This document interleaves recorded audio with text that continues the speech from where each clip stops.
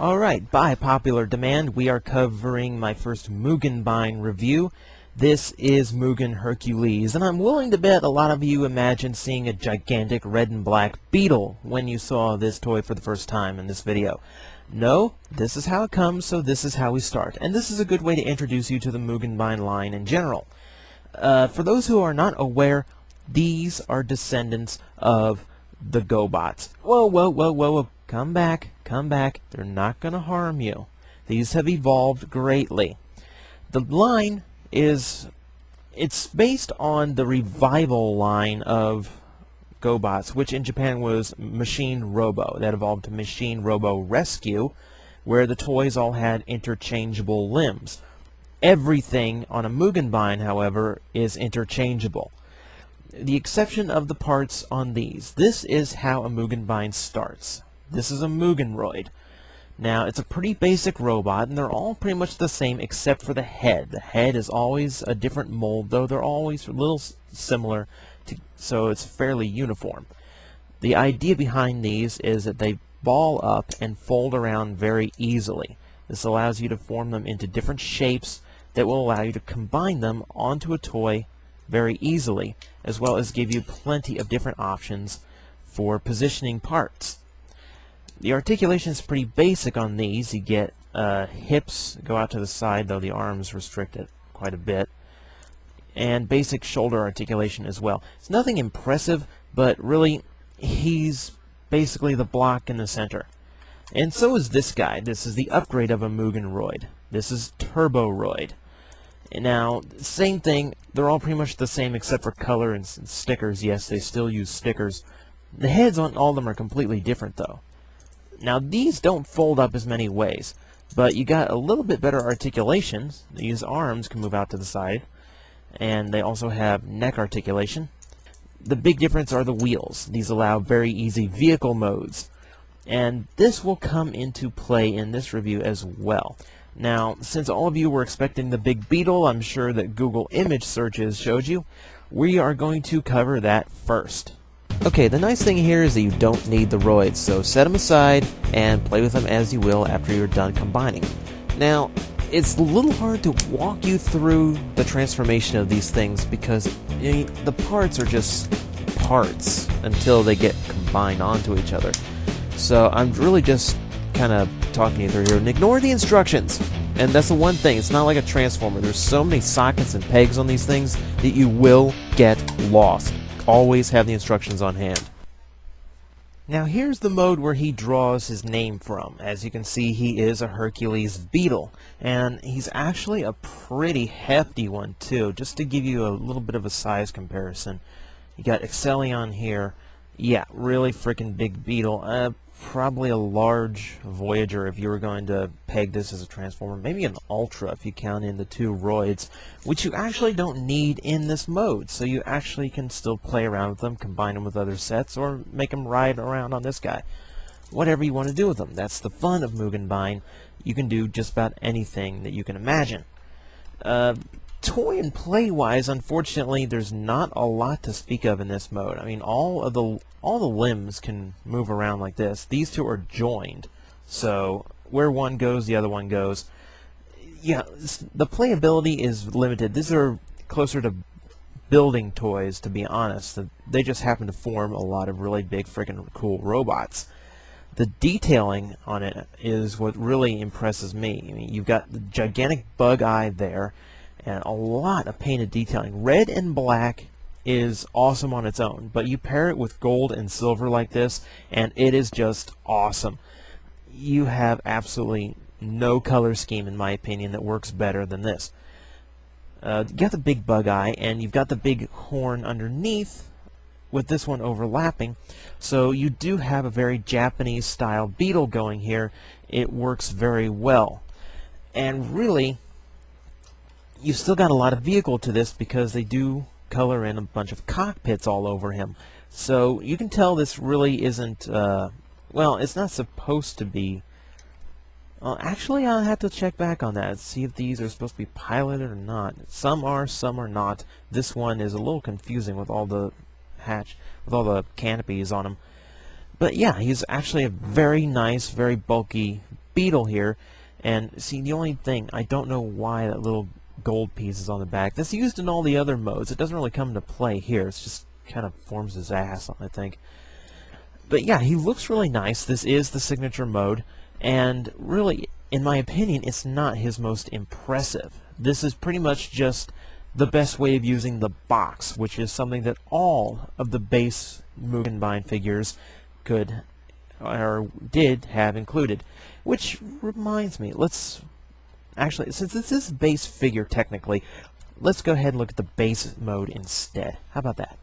Okay, this time you will need the roids, and we're going to start by balling up the Mugen roid in its basic block formation. The turbo roid gets off easier. Fold out a couple pegs and lay him face down. Plug the cockpits together. Now the ornamentation piece on top. Legs, they assemble end to end, and now the antenna and horns on top of the box. Leg assemblies snap onto the side, kind of weird fashion there. Now the cockpits on top of the turbo roid, nice and tight. Mugen roid on the back. Now these extra legs on the back and the cockpit on top. Now he is the fourth in this series of giant robot forming base Mugenbine. I'm not sure what the official title of the line is called. And this, I guess, it is supposed to be his base mode. And it's really hard to tell. I could never tell what this is. It looked like some staging post. And usually these things form garages, which I think in this case is no exception. You got one in the back here, which you can see is where I end up stuffing a little bit of plastic as an example. So you actually do have a little bit of playability. You can store turbo roids and their little vehicles in those, or any other parts you have lying around. I don't know what this is. It's like a staging area, I think. Mostly for this primary vehicle mode, a bullet train, or something akin to a bullet train. It's very sleek, very futuristic. I only call it a bullet train because it does have this section in the back which looks like the cab of a locomotive. It's got the ornamentation for it, but again, more bullet train. Yeah, again, you've got those two windshields, this time coming together to form one large one. Looks wicked. Looks like a real cockpit here. And the biggest sign is the wheels down here. It really does give off the presence of a locomotive of some kind. Though it's never, again, I'm not quite sure what. What I do know is it looks really cool. It looks much beefier than a bullet train generally does, mostly because of the huge horns on the front. I love that. It really does have an attitude to it, and considering how many parts went into it, it's surprisingly solid. I mean, this is a very nice looking vehicle, and you know, if you brought it to a friend of yours and just suddenly did that to it, they'd flip out, because this does not look like something that can fall apart that easily. This is technically my favorite mode, but is not the most impressive. So let's take a look at the next one, which I guess is a rider mode. Once again, we start with the Mugenroid folded up into the block shape once again. Turbo Roid, he gets to stay standing and he gets a little accessory. The block you attach the wheels to, the wheel leg things I guess, and there we snap on a seat and ride him on top. Okay, Mugenroid starts getting parts attached to him. Bug legs going on now. Yeah, you can see that. The front piece going on. There's the bug head. Why am I putting the bug head? Ooh, you see what they did there? Then the horn connects the two. This is where we see the mad genius of this toy line. Who'd have thought? It's a Beetle, a shuttle train, and a horse and carriage all in one. And quite a convincing horse. I mean, take a look. You've got the eyes painted in, right down to the nose as well.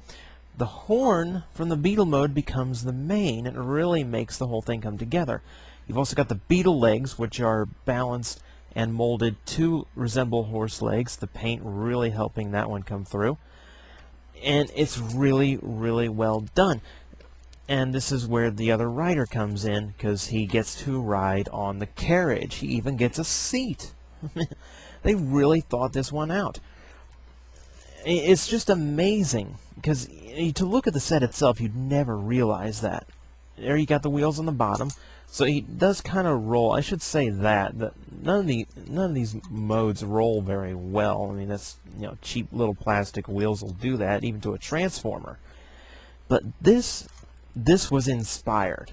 I mean, when I first put this together, it just blew me away that you could make all these things out of it, and it looks so good, and it looks correct. That's the thing about this series. None of these look cobbled together. This does look like they intended to do it all along, and it's a very, very impressive feat. More impressive here is that this is just how the instructions tell you to do it. The Turboroid as well as the Mugenroid can be swapped around. So if you wanted a little bit more red and gray in the beast mode, you can have it. And then you get the other rider up here, so you get to play around with it a little bit. And it's very, very cool to have. So this, just for sheer, just being based on ingenuity and just to be sheerly impressed, this has to be the mode I would call my favorite. Though that does leave one more mode, and the most obvious mode now, doesn't it? Though I will admit again, this time the horse legs do move a little bit, but you really don't get much playability in this mode. I mean, there's not a whole lot. You can make him look like he's trotting. But really, again, they're building toys. So you just build your giant robot and you imagine with him. Imagine that, using imagination. I just contradicted myself. Let's move on to the robot mode, shall we? Alright, one last time. Mugenroid stays balled up, and now the Turboroid joins him, and they join each other. We built the little feet on here to form a claw and a little bit of ornamentation.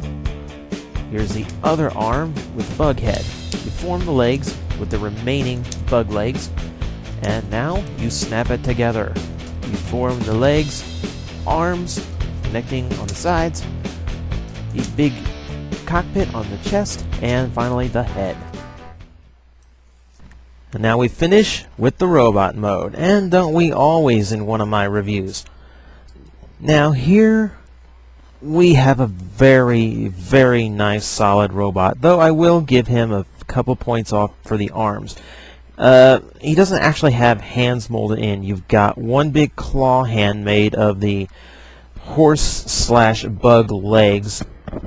That you can't really change. They can turn around a little bit, but they can't open or close. That's the unfortunate part. And then you've got one big hook hand formed out of the horn/mane. That is a little bit of a bummer, as it does take away a little bit of his playability. His articulation is incredibly basic. He's pretty much G1 articulation. This is the sacrifice that most of the Mugenbine toys have for their immense playability as far as interconnecting and building amongst each other. He's surprisingly solid looking. The legs, I give you, are a little bit iffy, but they balance fine. He works really well, and they look fine. Giant horn, yeah, that's a little bit laughable. I will give you that. Very nice face sculpt, though. I really like how the head looks on this toy. It's very nice, and it's a very nice way of finishing off the set. Now, you don't need the box in this mode. Yeah, you really couldn't use it anyway. Now, I'll show you this here, and I'll decapitate him to do it.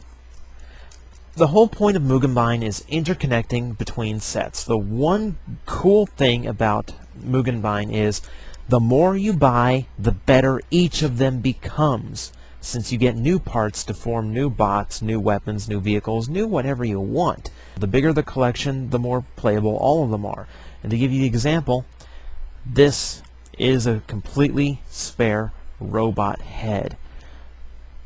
This is only for building bigger bots of your very own. There is no instructions for using this head. No toy officially uses this head, and a lot of later Mugenbine toys included that specifically so you could do with them whatever you wanted.